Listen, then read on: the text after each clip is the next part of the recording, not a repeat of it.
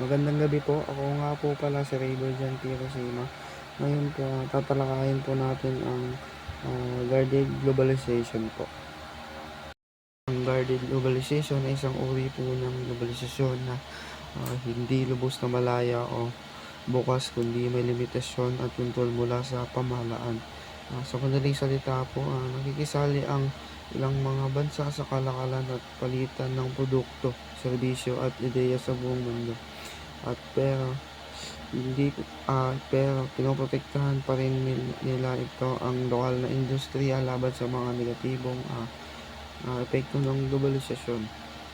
At ang layunin naman po ng guarded globalization ay balansehin ang benepisyo ng pagdaigdigang pakikipag-ugnayan at ang pangailangan protektahan ang sariling mamamayan kung walang limitasyon. Maaaring bumaha ng mga murang imported na produkto, magpapahirap sa mga lokal na negosyante at magsasaka.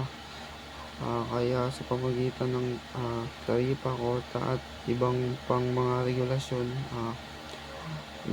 nakasisiguro ang bansa na hindi magsasakripisyo ang sariling ekonomiya. Halimbawa, sa Pilipinas may mga pagkakataong pumapayag ang pamahalaan sa pagpasok ng bigas mula sa ibang bansa. Subalit, nilalagyan ito ng tripa o buwis upang hindi tuluyan na mamatay ang lokal na industriya ng palay.